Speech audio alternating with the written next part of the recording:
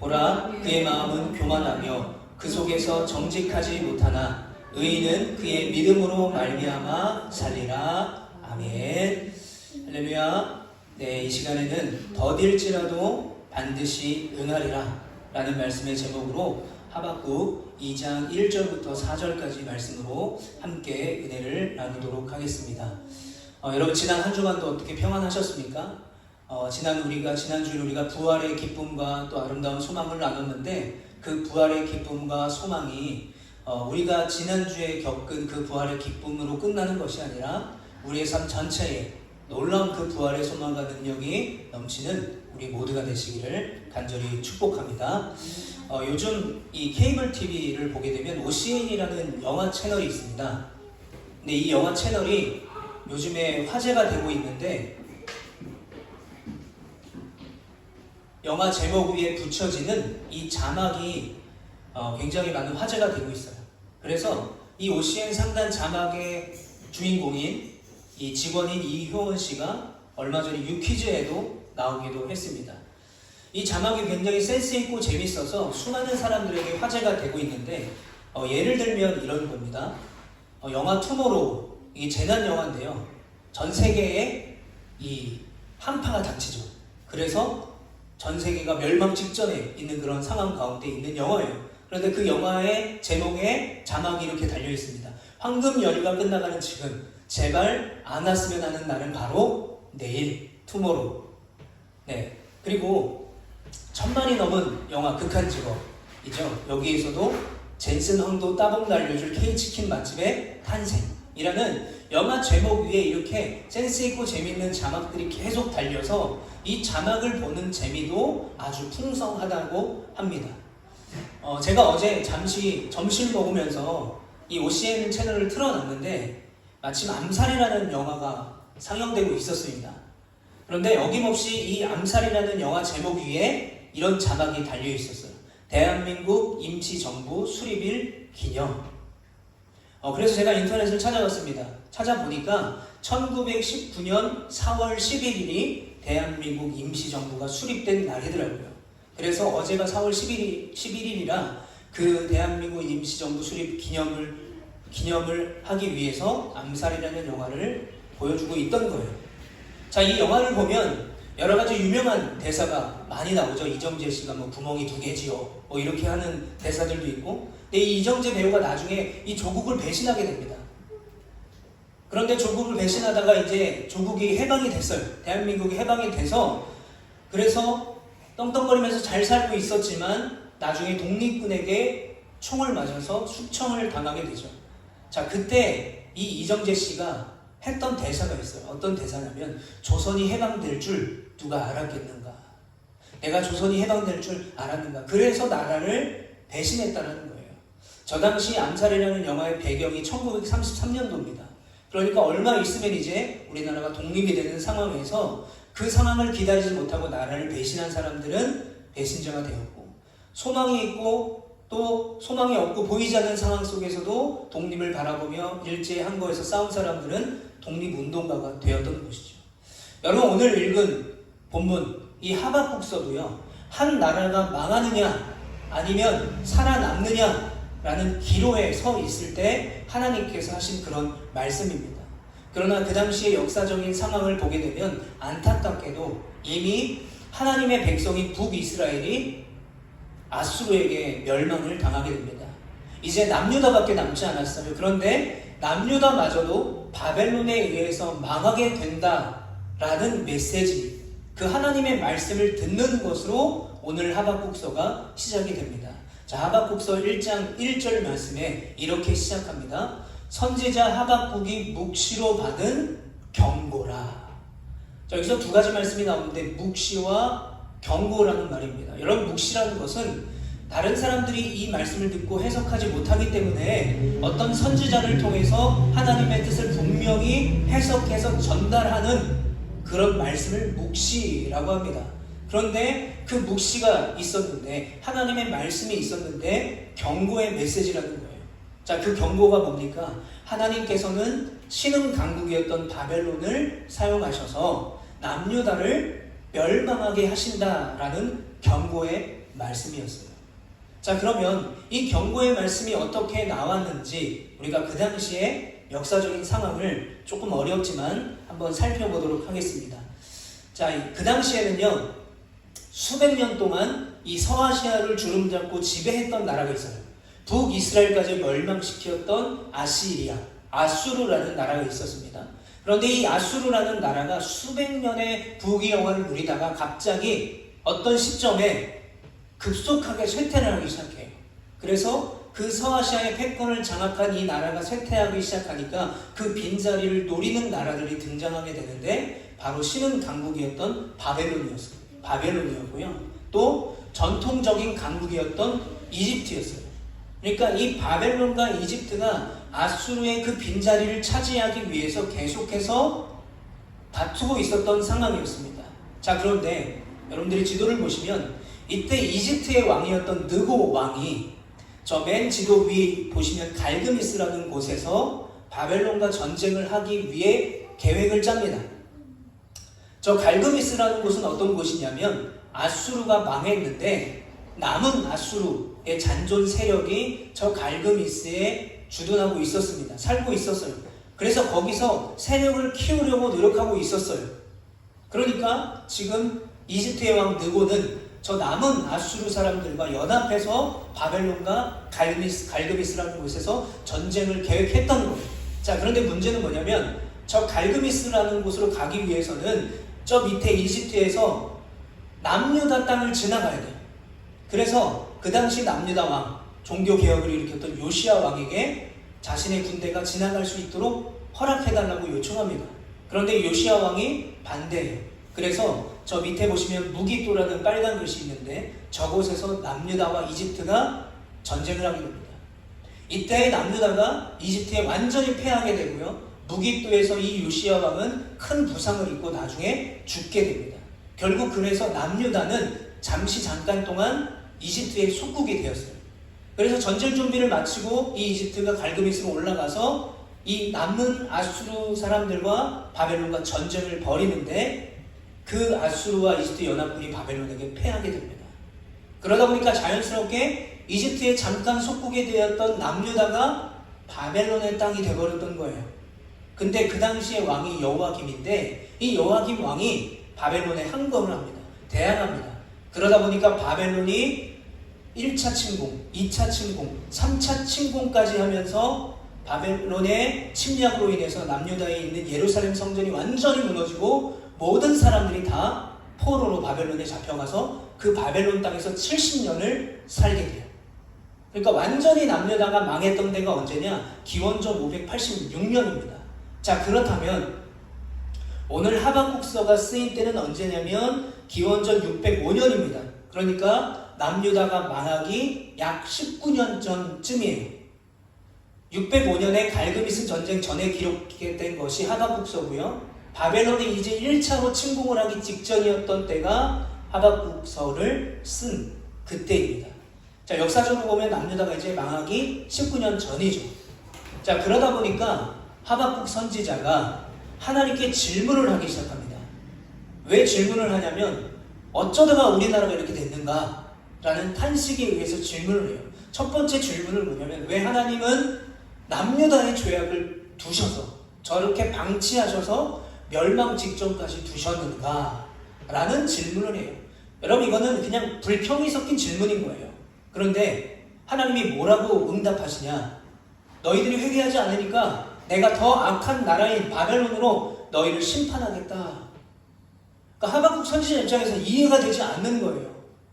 그래서 다시 한번 두 번째 질문을 합니다. 이런 질문입니다. 하나님, 아무리 우리가 죄악이 많아도 바벨론보다는 의로운 하나님의 백성인데 왜 우리를 저 악한 자에게 심판을 받게 그대로 두십니까? 라고 질문합니다. 바로 오늘 우리가 읽은 이 본문이요, 이 하박국의 두 번째 질문에 하나님의 답을 기다리고 있는 장면이 오늘 우리가 읽은 본문입니다. 자, 그러면 하나님의 응답을 기다리고 있는 하박국의 모습을 한번 살펴보겠습니다. 1절 말씀 우리 같이 한번 읽어보겠습니다. 시작. 내가 내 파수하는 곳에 서며 성루에 서리라. 그가 내게 무엇이라 말씀하실는지 기다리고 바라보며 나의 질문에 대하여 어떻게 대답하실는지 보리라 하였더니. 자, 1절 말씀에 보면 이 글 안에 어떤 뉘앙스와 어떤 느낌이 느껴지냐면 나의 질문에 대하여 어떻게 대답하실까 본다라는 거예요. 그러니까 지금 하박국이 원하는 답과 하나님이 하시고 계시는 답이 차이가 많이 난다라는 것을 우리가 알 수 있어요. 자, 그런데 그 하나님의 응답을 기다리고 있는 하박국이 지금 어디에 있습니까? 내가 내 파수하는 곳에 서며 성루에 서리라. 파수하는 곳, 높은 곳에 있어요. 그런데 이 파수하는 곳은 어떤 곳이냐면 적의 동향을 가장 잘 살필 수 있는 곳이에요. 적이 쳐들어오면 가장 먼저 발견하고 알릴 수 있는 곳이 바로 성루입니다. 그러면 하박국이 왜 거기에 올라갔겠습니까? 여러 가지가 이유가 있지만 첫 번째는 이 하박국의 속마음을 우리가 볼 수 있는 거예요. 하박국은 성루에 올라가서 적국인 바벨론의 멸망을 기대하고 있었던 거예요. 그러니까 하박국은 아직도 왜 바벨론과 같은 이방 나라를 사용하셔서 왜 남유다를 심판하십니까? 라는 억울함이 담긴 질문을 하나님께 하고 있는 거예요.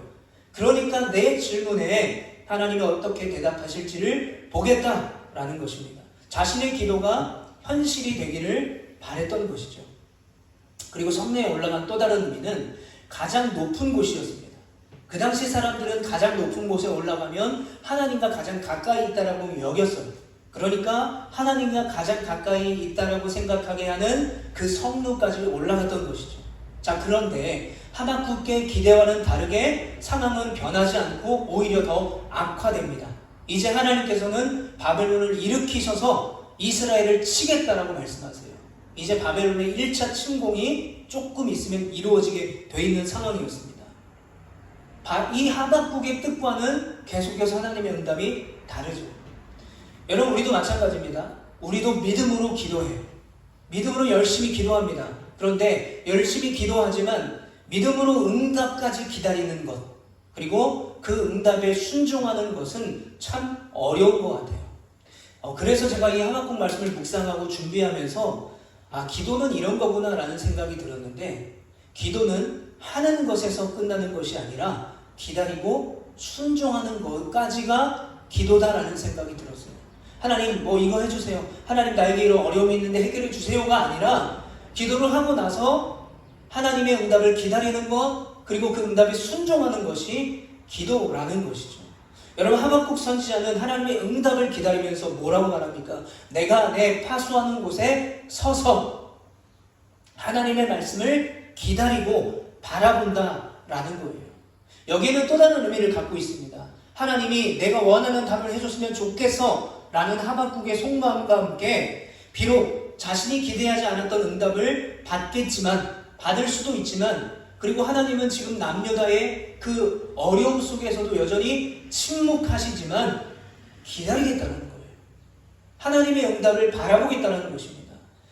그게 나쁜 응답이지만, 받고 싶지 않은 응답이지만 그럼에도 내가 기다리겠습니다 라는 고백이 담긴 것이죠. 여러분, 우리도 마찬가지입니다. 세상의 소리, 세상의 상황에 우리는 때론 낙심하고 좌절하게 되어 있습니다. 그런데 여러분, 우리가 믿지 않는 사람들과 달라야 할 그 차이점은 무엇이 돼야 되겠습니까? 낙심이 들 때, 절망이 있을 때, 어려움이 있을 때 도망가고 숨는 것이 아니라 바로 성루에 서야 하는 거예요. 나의 기도하는 자리에, 내가 예배하는 자리에, 내가 은혜 받을 수 있는 자리에 우리는 서야 하는 것이죠. 그게 믿지 않는 사람들과 우리가 달라야 할 차이점이라는 것입니다. 거기서 우리는 뭐 해야 됩니까? 간구하고 기도해야 되는 거예요. 그리고 기도했으면 기다리는 것이고요. 응답을 받았으면 그대로 순종하는 것이죠. 내 마음을 지키고 내 생각을 지킬 수 있는 그 파수대에 우리가 서야 한다는 것입니다. 사랑하는 성도 여러분, 여러분들의 성루는 어디입니까? 여러분들이 기도해야 되고 여러분들이 지켜야 될 예배 자리는 어디입니까? 때로는 하나님의 침묵과 때로는 하나님의 반대되는 그 응답 앞에서 여전히 내가 하나님의 말씀을 기다리고 바라보고 기도해야 할 그 성루, 그곳에 서 있는 여러분 되시기를 축복합니다. 그곳에서 우리 생각과 우리 마음을 지키시는 그 하나님을 만날 수 있는 우리 모두가 되시기를 간절히 축복합니다. 여러분, 우리가 살면서 한 번도 싸우지 않은 사람들은 없을 거예요. 가족과 또는 친구와 언쟁을 하기도 하고 다투기도 합니다. 그런데 이렇게 길거리에서 이렇게 막 심하게 싸우고 다투는 사람들, 또는 음식점에서 사장님과 또 손님과 다투는 경우들을 자세히 살펴보게 되면 이 싸우는 사람들의 특징이 있어요. 싸우는 사람의 특징 뭐냐면 자기 말만 해요. 자기 말만 합니다. 남의 말은 틀렸어요. 내 말만 맞는 거예요. 그러니까 계속해서 싸우게 되는 거예요. 남의 이야기가 들어오지 않아요. 그러니까 싸움의 모든 이유의 근본은 소통의 부재, 소통이 안 되기 때문에 싸우는 것이죠.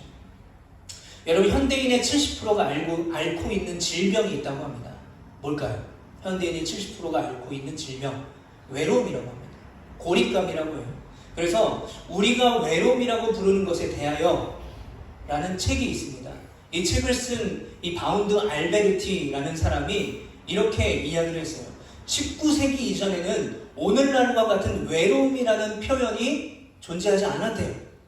그런데 과학과 문명이 발달하면서 공동체와 가족이 흩어지고 사람들은 더욱 익명화되고 개인주의가 앞서면서 오히려 사람들은 더 많은 외로움과 고립감을 느끼며 살아가게 되었다는 거예요. 칼 융이라는 스위스의 정신의학자도 이렇게 말했습니다. 외로움은 사람이 없어서가 아니라 자신이 중요하다고 생각하는 대상들과 소통할 수 없기 때문에 외로움이 오는 것이다 라고 말했어요. 그러니까 결국 현대인이 앓고 있는 이 질병인 외로움도 소통의 부재, 소통의 상실이라는 생각을 하게 돼요. 어떤 소통의 부재가 있습니까? 세대 간의 소통의 부재가 있죠. 요즘에 특히 심화되지 않았습니까? 지역과 소통의 부재가 있고요. 그리고 남녀, 인종 간의 소통의 부재, 소통의 상실이 있습니다. 우리가 살아가고 있는 이 시대는요, 혐오와 차별, 그리고 갈등이 넘치는 시대를 살아가고 있어요. 그래서 저는 이런 악한 시대를 살아가고 있는 우리 그리스도인들이 누릴 수 있는 특권이 하나가 있다고 생각합니다. 이런 소통의 상실, 소통의 부재, 갈등, 차별, 혐오가 넘치는 이 시대 속에 우리에게 있는 특권은 뭐냐면 바로 우리의 이야기를 들어주시는 분이 계시다는 거예요. 들어주시기만 하는 것이 아니라 우리에게 응답하시는 분이 계시다는 것입니다. 바로 하나님이시죠. 그 하나님과 우리는 소통할 수 있고요. 하나님의 응답을 기다리고 바라볼 수 있다는 거예요. 그래서 C.S. 루이스가 고통의 문제라는 책에서 이렇게 말했어요. 하나님은 우리의 기쁨 속에서 속삭이시고 양심을 통해 말씀하시며 고통 속에 있을 때 크게 외치신다. 우리가 고통 가운데 있을 때 하나님이 나의 고통을 모르고 고난도 모르고 응답하지 않으시는 것 같지만 하나님은 우리를 향해서 크게 소리치고 계시다는 거예요. 왜 소리치고 계십니까? 들으라고. 네가 힘들고 어려울 때 내가 함께 있어. 내가 너와 함께 할 거야. 들으라고 외치시는 거죠. 뭡니까? 내가 혼자 있는 게 아니라 응답하시는 하나님이 계시다는 거예요. 여러분, 그래서 이 고통 가운데 있는 하박국의 이 두 번째 질문에 그런 하나님께서 이렇게 응답을 하십니다. 2절 말씀 함께 읽습니다. 시작. 여호와께서 내게 대답하여 이르시되 너는 이 묵시를 기록하여 판에 명백히 새기되 달려가면서도 읽을 수 있게 하라. 자, 묵시 혹은 계시를 기록하라고 말씀하세요. 그런데 여러분, 이 계시는 어떤 의미냐면 얼마 남지 않는 이제 남유다의 멸망을 말해요. 그런데 그 계시를 어떻게 하라고요? 달려가면서도 읽게 하라. 이 말은 어떤 의미냐면요, 널리 전파하라는 거예요. 한 사람도 듣는 사람 없도록 널리 전하라는 것입니다. 이 말씀에서 지난주 부활주일 때 했던 말씀이 생각났어요. 빈 무덤을 제일 처음 본 여인들이 어떻게 합니까? 그 부활의 기쁜 소식을 들고 제자들에게 전하기 위해서 막 뛰어가고 달려가죠. 얼마나 벅차고 얼마나 설레었을까요? 그런데 여러분, 하박국에게 널리 전하라고 한 하나님의 말씀은 그런 기쁜 소식이 아니었어요. 절망적인 소식이었습니다. 뭡니까? 남유다가 멸망당한 것이다. 그 예언의 말씀을 한 사람도 빠짐없이 듣게 하라는 거예요. 그러면 하나님께서는 왜 이렇게 잔인한 명령을 하박국에게 하실까요? 왜 나쁜 소식을 전하라고 말씀하고 계실까요? 왜 그럼에도 불구하고 하박국이 이 말씀을 전해야 되겠습니까? 하나님께서는 남유다 백성들에게 기회를 주고 계신 거예요. 무슨 기회입니까? 회개할 수 있는 기회, 돌이킬 수 있는 그 기회를 하박국에게 전달하는 거예요. 전달하라 명령하는 거예요. 그러나 여전히 하박국은 그게 불만이었어요. 이런 거죠. 그래도 우리가 하나님의 백성 아닙니까? 어떻게 바벨론을 들어서 우리를 멸망을 시키십니까? 하나님 너무한 거 아닙니까? 하나님께서는 긍휼이 많으신 분 아닙니까? 라는 불평과 불만과 낙심이 여전히 하박국 안에 있었다는 거예요. 그러나 여러분, 남유다가 멸망당한 이유는요, 하나님의 긍휼이 부족해서가 아니에요. 하나님이 잔인해서가 아니라 남유다가 멸망한 이유는 하나님의 말씀을 듣지 않고 회개하지 않는 그들의 죄악 때문이었어요. 그래서 3절 말씀에 이 묵시는 정한 때가 있다라고 말하는 거예요. 너희들의 결말은 정한 때가 있다라는 것입니다. 그 종말이 속히 이르겠고 결코 거짓되지 아니하리라. 비록 더딜지라도 기다리라. 지체되지 않고 반드시 응하리라. 이렇게 말씀하셨어요. 여러분, 아마 하박국이 이 계시, 이 묵시를 많은 사람들에게 전했을 때 많은 사람들은 대부분 하박국이 미쳤다라고 생각했을 거예요. 왜냐하면 그 당시가 언제냐면 아직 바벨론의 1차 침공이 일어나기 바로 직전이에요. 아직 남유다가 망하기 19년 전이라는 거죠. 그러니까 대부분의 남유다 사람들은 우리가 멸망할 거라고 전혀 생각하지 않았던 것이죠. 아무리 우리가 죄로 인해서 타락했지만 어떻게 하나님이 이방 나라 바벨론을 사용하셔서 우리를 멸망시켜? 그건 아니야 라고 많은 사람들이 생각했던 거예요. 그래서 이 3절 말씀에 하나님이 그 묵시 계시를 보증하고 계십니다. 어떻게요? 때가 있다라는 거예요. 그 때가 오면 반드시 이루어질 것이다. 그 때가 반드시 온다. 그 때가 언제입니까? 바로 하나님의 때, 멸망의 때가 반드시 온다는 거예요. 그래서 베드로후서 3장 9절에도 이렇게 말합니다. 주의 약속은 어떤 이에 더디다고 생각하는 것 같이 더딘 것이 아니라 오직 너희를 대하여 오래 참으사 아무도 멸망치 않고 다 회개하기에 이르기를 원하시느니라. 아멘. 하나님은 왜 이 멸망의 소식을 하박국에게 전하게 하셨습니까? 너희에 대해서 오래 참으사 아무도 멸망치 않고 다 회개하기를 원하셨기 때문에 그래요. 여러분, 그렇습니다. 하나님은요, 우리에게 계속해서 이 회개의 기회를 주세요. 그러나 여전히 말씀을 떠나 하나님의 심판 앞에서 회개하지 않는 오늘 본문의 이 남유다 사람들에게 이렇게 말씀하고 계신 거예요. 하나님의 때를 바라보라. 내 때가 반드시 임한다. 나를 바라보고 믿음으로 살라. 라고 강권하시는데 4절에 이렇게 말씀하십니다. 우리 같이 한번 읽어보겠습니다. 시작. 보라, 그의 마음은 교만하며 그 속에서 정직하지 못하나 의인은 그의 믿음으로 말미암아 살리라. 아멘. 하나님이 남유다 사람들에게 이렇게 외치는 거예요. 제발 그 죄에서 돌이켜라. 제발 믿음으로 나를 바라봐라. 제발 회개하고 믿음으로 살 것을 그들에게 관건하고 있고요. 하박국에게 전하라, 널리 전하라라고 말씀하고 있었던 것입니다. 여러분, 그런데 중요한 것은 우리도 마음이 교만하고 정직하지 못하던 죄인이었어요. 사망 권세에서 이기지 못할 죄인이었습니다. 그런데 그런 우리를 위해서 예수님께서 십자가에 달려 돌아가심으로 우리의 죄가 깨끗하게 용서받았어요. 우리에게 그 구원의 기회, 축복을 우리에게 허락하셨던 것이죠. 여러분, 그러므로 우리가 아까 읽었던 3절의 정한 때는 신약성경 갈라디아에서의 이 때가 참회와 똑같은 말씀으로 쓰여지고 있습니다. 갈라디아서 4장 4절부터 5절, 때가 참회, 하나님이 그 아들을 보내사 여자에게서 나게 하시고 율법 아래에 나게 하신 것은 율법 아래에 있는 자들을 속량하시고 우리로 아들의 명분을 얻게 하려 하심이라. 아멘.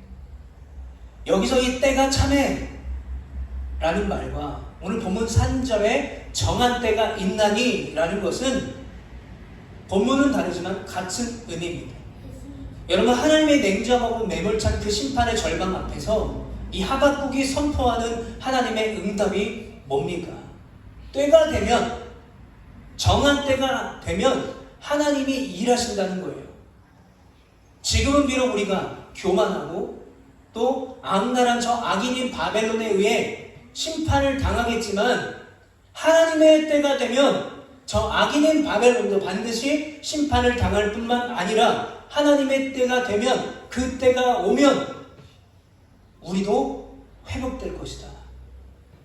그래서 우리가 그 회복될 것이라는 믿음을 가지고 살아가야 된다는 거예요. 지금 눈에 보이는 어떤 심판의 메시지 그리고 멸망의 메시지에만 주목하는 것이 아니라 우리가 비록 멸망당해도 하나님이 여전히 우리를 지키시고 인도하실 거라는 믿음으로 살 것을 말씀하고 있는 것입니다. 절망적인 상황에도 소망이 없어도 두려워도 믿음으로 살아야 된다는 거죠. 자, 그렇다면 지금 이 말씀을 듣고 있는 우리에게 적용할 수 있는 이 하박국 선지자가 말하는 그 믿음은 뭘까요? 히브리서에서 이렇게 말씀합니다. 너희에게 인내가 필요함은 너희가 하나님의 뜻을 행한 후에 약속하신 것을 받기 위함이라. 잠시 잠깐이면 오실 이가 오시리니 지체하지 아니하시리라. 나의 의는 믿음으로 말미암아 살리라. 또한 뒤로 물러가면 내 마음이 그를 기뻐하지 아니하리라 하셨느니라. 우리는 뒤로 물러가 멸망할 자가 아니요 오직 영혼을 구원함에 이르는 믿음을 가진 자니라. 아멘. 자, 38절에 보면 나의 의는 믿음으로 말미암아 살리라 라고 말씀하고 있어요. 왜 믿음으로 말미암아 살 수 있겠습니까? 우리가 어떤 사람들이어서 39절에 뒤로 물러가 멸망할 자가 아니기 때문에 우리가 구원함에 이르는 믿음을 가진 자이기 때문에 믿음으로 살 수 있다는 거예요. 그리고 하나님께서는 지체하지 않고 약속한 것을 반드시 이루시는 분이기 때문에 우리가 믿음으로 살 수 있다는 것입니다. 그러면 언제 이루시냐라는 거예요. 그게 바로 갈라디아서 4장 4절에 때가 참에 오늘 본문 3절에 정한 때에 이르러와 연결이 되는데 언제 어떻게 이루어 주십니까? 예수님을 우리에게 보내주셔서 죄인인 우리를 속량하시고 아들의 명분을 주실 그때 그 약속이 누구를 통해 이루어집니까? 바로 예수 그리스도를 통해서 이루어진다는 거예요. 여러분, 그래서 오늘 하박국이 말하고 있는 오직 의인은 믿음으로 살리라라는 것은 단순히 눈에 보이는 자신의 나라의 멸망과 또 그 멸망당하지만 우리가 회복될 것이라는 그 믿음의 소망과 함께 이 땅에 오실 예수 그리스도까지 하박국서에서 선포하고 있는 것입니다. 그래서 이 말씀을 듣고 있는 믿는 우리는 어떻게 살아가겠습니까? 예수님만이 우리의 소망이를 믿는 믿음으로 살 수 있는 우리 모두가 되시기를 간절히 축복합니다. 여러분, 지금도 하나님은 다양한 방식으로 우리에게 말씀하세요. 우리는 그 말씀을 믿음으로 먼저 받아야 됩니다. 믿음으로 먼저 말씀을 받고요, 우리가 기도의 자리를 지켜야 돼요. 바로 그때 하나님께서는 그 말씀을 통해서 나의 연약함이 깨달아지게 하십니다. 그리고 나의 연약함이 깨달아지니까 어떻게 됩니까? 우리가 하나님께 소망을 두게 되는 거예요. 하나님께 소망을 두니까 나의 연약함이 사라지고 거기서 하나님이 일하시는 것입니다. 여러분, 그래서 기도는 기다림으로 완성되는 것이고 순종으로 증명된다는 것을 믿는 여러분 되시길 축복합니다. 기도는 기다림으로 완성되는 것이고 순종으로 증명이 됩니다. 하박국은요, 기도만 하고 떠나지 않았어요. 하나님이 이해되지 않는 응답을 할 때 도망가지 않았어요. 거부하지 않았습니다. 그럼에도 불구하고 끝까지 그 기도의 자리를 지켰어요. 하박국이 어떤 심정으로 그 파수대에 섰겠습니까? 하나님의 거절이죠. 너희가 멸망할 거야. 너가 열심히 기도해도 멸망은 예정되어 있는 거예요. 절망과 낙심과 아픔과 괴로움으로 그곳에 서 있는 거예요. 그러나 여전히 하박국은 눈물로 그 자리를 지키면서 때가 차면 하나님이 반드시 일하신다라는 믿음과 소망을 선포하고 있는 거예요. 그렇게 하박국이 기도의 자리를 떠나지 않았을 때 어떤 일이 생기냐면 하박국 3장이 마지막 장인데요. 하박국 3장에 이제 하박국의 이 전체적인 스토리를 보면 1장에서는 하박국이 계속해서 불평하죠. 불평하면서 왜 하나님 이러십니까? 질문하죠. 그런데 그 불평과 질문이 이해로 바뀌고요. 3장에는 결국 찬양과 감사의 고백으로 바뀝니다. 그래서 하박국서 3장 17절부터 18절에 이렇게 고백하고 있는 거예요. 비록 무화과 나무가 무성하지 못하고 포도나무에 열매가 없으며 감람나무에 속질이 없어도 그 어떤 것이 나에게 없을지라도 우리나라가 멸망할지라도 나는 여호와 하나님 하나만으로 기뻐하고 즐거워할 것이다 라는 하박국의 불평과 낙심과 원망이 바로 주님을 향한 찬양과 감사의 고백으로 바뀌게 되었던 것입니다. 사랑하는 성도 여러분, 우리가 지켜야 될 성루, 파수대가 어디입니까? 기도의 자리, 말씀의 자리, 예배의 자리, 그 자리를 여전히 지킬 수 있는 우리 모두가 되시기를 축복합니다. 여러분, 지금 이 시대는 무엇보다 기도가 절실하게 필요한 시대예요. 기도의 자리, 예배의 자리, 그 섬김과 희생의 자리를 반드시 지켜내셔서 우리를 향해 말씀하시고 우리를 이루시는 그 하나님의 은혜와 하나님의 응답이 우리의 가정 가운데, 우리 자녀 가운데, 우리 교회 가운데, 우리 가운데 넘치기를 간절히 축복합니다.